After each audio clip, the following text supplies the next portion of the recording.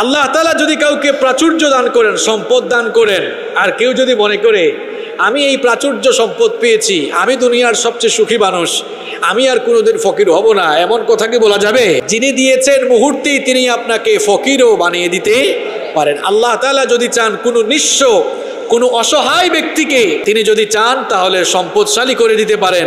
আবার তিনি সম্পদশালী ব্যক্তিকে পথের ভিখারিও বানিয়ে দিতে পারেন। সকালবেলার ফকিরকে আল্লাহ তাআলা বিকালবেলা ধনী বানাতে পারেন। আবার সকালবেলার ধনীকে আল্লাহ তাআলা বিকালবেলা ফকিরও বানাতে পারেন। আমার একটি ঘটনা মনে পড়ে গেল, বুখারী শরীফের 3464 নম্বর হাদিস। এটা অনেক লম্বা হাদিস, খুব শিক্ষণীয় একটি ঘটনা। দেখেন, আল্লাহ যে দেন আবার আল্লাহ যে কেড়ে নেন। খুব সুন্দর একটি ঘটনা বুখারী শরীফে এসেছে। বুখারী শরীফের 3464 নম্বর হাদিস, অনেক লম্বা হাদিস। বিশ্বনবী সাল্লাল্লাহু আলাইহি ওয়াসাল্লাম একদিন বনি ইসরাইলের 3 লোকের কাহিনী বর্ণনা করেছেন। তিনি বললেন, বনি ইসরাইলের 3 জন লোক ছিল, এদের মধ্যে প্রথম জন শ্বেতরোগী ছিল। শ্বেতরোগী বুঝেন তো আপনারা, এবারে সাদা হয়ে যায়। একজন শ্বেতরোগী ছিল, দ্বিতীয় জন মাথায় টাক ছিল, টাক মাথা বিশিষ্ট, তৃতীয় জন অন্ধ ছিল। কয়জন লোক? 3 জন। প্রথম জন শ্বেতরোগী, দ্বিতীয় জন মাথায় টাক, তৃতীয় জন চোখে দেখে না, অন্ধ। রব্বুল আলামিন এই 3 জন লোককে পরীক্ষা করতে চাইলেন, ফেরেশতা তাদের কাছে পাঠালেন। ফেরেশতা প্রথমেই শ্বেতরোগ, যেই লোকটার শ্বেতরোগ ছিল তার কাছে এসে বলল, তুমি কি চাও, কোন জিনিস তোমার পছন্দ? ওই লোকটা বলল, মানুষজন আমাকে দেখলেই ঘৃণা করে, আমার মন চায় যদি আমার চামড়াটা সুন্দর হতো, আমার চেহারা যদি ভালো হতো, তাহলে এটাই আমাকে আমার মনে অনেক প্রশান্তি দিত। ফেরেশতা এই কথা শুনে তার শরীরের মধ্যে সুন্দর করে হাত একবার বুলিয়ে দিলেন, তাকে সুস্থ করে দিলেন। কে? তার চেহারা সুন্দর হয়ে গেল, সুন্দর চামড়া পেয়ে গেল। ফেরেশতা এবার তাকে বললেন, এবার তুমি কি চাও? কোনো ধন সম্পদ চাও নাকি? লোকটা তখন বলল, আমার যদি উট থাকতো তাহলে ওই উট থেকে আমি সম্পদশালী হতে পারতাম। এবার ফেরেশতা তাকে একটা গর্ভবতী উটনি দিয়ে বললেন, তোমার এই সম্পদের উপরে আল্লাহ বরকত দান করুন। পরে ফেরেশতা দ্বিতীয় জনের কাছে চলে গেলেন। দ্বিতীয় লোকটা, যার মাথায় টাক ছিল, মাথায় চুল ছিল না, তাকে গিয়ে ফেরেশতা বললেন, তুমি কি চাও? লোকটা তখন বলল, আমার মাথায় চুল নাই বলে মানুষ আমাকে নিয়ে অনেক ঠাট্টা মস্করা করে, আমি চাই আমার মাথায় যদি চুল থাকতো তাহলে আমার মনটা প্রশান্ত হয়ে যেত। ফেরেশতা তার মাথায় যখন হাত বুলিয়ে দিলেন তখন তার টাকওয়ালা মাথায় চুল গজিয়ে দিলেন। কে? এবার ফেরেশতা বললেন, তুমি কোনো ধন সম্পদ চাও নাকি? লোকটা বলল, আমার যদি গরুর পাল থাকতো তাহলে এটা থেকে আমি অনেক সম্পদশালী হতে পারতাম। ফেরেশতা তখন তাকে একটি গর্ভবতী গাভী দিয়ে বললেন, তোমার এই সম্পদের মধ্যে আল্লাহ বারাকা দান করুন। ফেরেশতা আবার তৃতীয় লোকটার কাছে গেল। ওই তৃতীয় লোকটা কি ছিল? অন্ধ ছিল।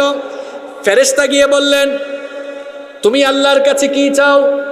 লোকটা বলল, আমি অন্ধ মানুষ, চোখে দেখি না, যদি আমি চোখে দেখতাম তাহলে আল্লাহ যে মানুষকে কত সুন্দর করে বানিয়েছেন সেটা আমি দেখতে পেতাম, আল্লাহর সৃষ্টিকুল আমি দেখতে পেতাম। ফেরেশতা তখন তার চোখের উপরে হাত বুলিয়ে দিলেন, তখন ওই লোকটাকে চক্ষুষ্মান বানিয়ে দিলেন। কে?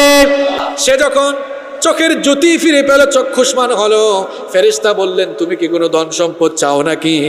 লোকটা বলল, আমার যদি ছাগলের পাল থাকতো তাহলে সেটা দিয়ে আমি সম্পদশালী হতে পারতাম। ফেরেশতা তাকে একটি গর্ভবতী ছাগি দিয়ে বললেন, তোমার এই সম্পদের উপরে আল্লাহ বারাকা দান করুন। তাহলে 3 জনেরই 3 ধরনের অসুস্থতা ছিল, 3 জনকেই ভালো করে দিয়েছেন কে? তাদের উপরে কিন্তু এবার পরীক্ষা শুরু হবে, এবং 3 জনকে শুধু অসুস্থতা থেকে সুস্থই করেন নাই, 3 জনকে আল্লাহ সম্পদও দিয়েছেন। প্রথম জনকে দেওয়া হয়েছিল একটি গর্ভবতী উটনি, দ্বিতীয় জনকে গর্ভবতী গাভী, তৃতীয় জনকে দেওয়া হয়েছে গর্ভবতী ছাগি। দেখা গেল সময়ের ব্যবধানে এগুলো থেকে বাচ্চা হতে হতে তাদের ময়দান ভর্তি পশুর পাল হয়ে গেল। আল্লাহু আকবার! তুমি আবার অনেক সম্পদশালী। আগে ছিল ফকির, এখন হয়ে গেছে সবাই সম্পদশালী। সবাই যখন সম্পদশালী হয়ে গেল, আল্লাহ তাআলা এবার তাদেরকে পরীক্ষা করতে চাইলেন। পুনরায় আল্লাহ তাআলা ওই ফেরেশতাকে পাঠালেন। ফেরেশতা এবার মুসাফিরের বেশ ধরে প্রথম জনের কাছে গিয়ে বলল, আমি তো মুসাফির মানুষ, সফরের যে সম্বল আমার কাছে ছিল সব আমার কাছ থেকে চলে গিয়েছে, ফুরিয়ে গিয়েছে। তোমার তো দেখা যাচ্ছে অনেক বড় উটের পাল, একটা উট আমাকে আল্লাহর রাস্তায় আল্লাহর জন্য সৎকা করো, তাহলে আমি আমার বাকি পথ চলে যেতে পারবো।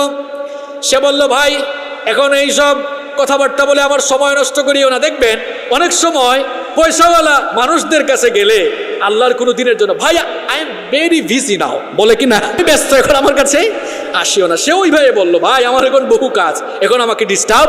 সে তখন বলল, তোমার তো অনেক সম্পদ রয়েছে, সেগুলো থেকে আমাকে কিছু দাও। এমন কি একটা সময় ছিল না যখন তোমার কিছুই ছিল না? তুমি তো শ্বেতরোগী ছিলে, তোমাকে মানুষ দেখতেই পারতো না। রব্বুল আলামিন তোমাকে সুস্থতা দিলেন। তুমি তো রাস্তার ফকির ছিলে, কোনো সম্পদ ছিল না, আল্লাহই তোমাকে এই সম্পদ দিয়েছেন। সুতরাং তোমার এই সম্পদ থেকে কেন তুমি আল্লাহর রাস্তায় আমাকে সাহায্য করো না? সে তখন অস্বীকার করে বললে, এগুলো আমাকে আল্লাহ দেয় নাই, এগুলো আমি আমার যোগ্যতা দিয়ে কামাই করেছি। কেমন যোগ্যতা বলা দেখছে, এগুলো নাকি সে তার যোগ্যতা দিয়ে কামাই করছে। ফেরেশতা তখন বললেন, তুমি আমাকে চিনো নাই, তখন আমি ফেরেশতা হয়ে এসেছিলাম, এখন আল্লাহ তাআলা তোমার উপরে পরীক্ষা নিচ্ছেন বলে মুসাফিরের বেশে এসেছি।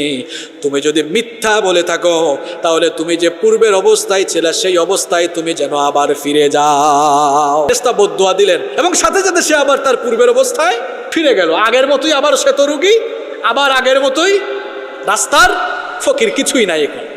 ফেরেশতা আবার দ্বিতীয় জনের কাছে গেলেন। এটা কি গল্প শোনাচ্ছি নাকি আপনাদেরকে? খুব শিক্ষণীয় ঘটনা ভাই, হাদিস থেকে শোনাচ্ছি, বুখারী শরীফের হাদিস। তৃতীয় জনকে গিয়ে বললেন, একই কথা, আমি মুসাফির, আমাকে সাহায্য করো। সে বলল, আমিও ব্যস্ত, আমার সময় নাই। ফেরেশতা বললেন, তুমি তো এক সময় টাকওয়ালা মানুষ ছিলে, তোমার মাথায় চুল ছিল না, মানুষ তোমাকে নিয়ে ঠাট্টা মশকরা করত, কোনো সম্পদও ছিল না, আল্লাহ তোমাকে সম্পদশালী বানিয়েছেন।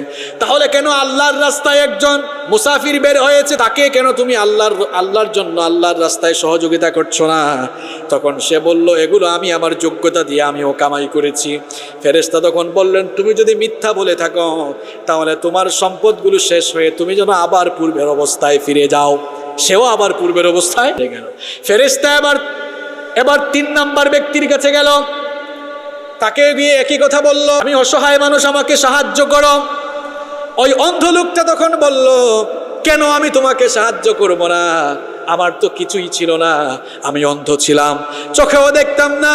আল্লাহ তাআলা দয়া করে আমার চোখের জ্যোতি ফিরিয়ে দিয়েছেন, তিনি আমাকে চক্ষুষ্মান বানিয়েছেন। আমার কোনো সম্পদও ছিল না, এই যে সম্পদ দেখতে পাচ্ছ এগুলো সব আমার রব আমাকে দান করেছেন। সুতরাং আমার রবের দেওয়া সম্পদ, আমার রবের রাস্তায় তোমাকেই যদি আমি দিয়ে দিই, আমার তো কোনো লস নাই। তোমার যতগুলো মন চায়, যা মন চায় তা তুমি নিয়ে যাও। আর এই জন্য আমাকে তুমি ধন্যবাদ না দিয়ে ওই রবকে ধন্যবাদ দাও, যিনি আমার মতো একজন ফকিরকে সম্পদশালী বানিয়েছেন। ফেরেশতা বললেন, আমি তোমার সম্পদ নেওয়ার জন্য আসি নাই, আল্লাহ আমাকে পাঠিয়েছেন তোমাকে পরীক্ষা করার জন্য। তোমার সম্পদ কমবে না, আল্লাহ আরো তোমার সম্পদ বাড়িয়ে দিবেন। সুবহানাল্লাহ। তাহলে সম্পদ দেওয়ার মালিক যিনি, সম্পদ কেড়ে নেওয়ার মালিকও। এজন্য সম্পদ হয়েছে বলে, গাড়ি বাড়ি হয়েছে বলে বেশি ফুটানি দেখায়েন না। এই গাড়ি বাড়ি, এই সহায় সম্পদ মুহূর্তের মধ্যেই কেড়ে নিয়ে আপনাকে রাস্তার ভিখারি, রাস্তার ফকির বানাতে পারেন কে?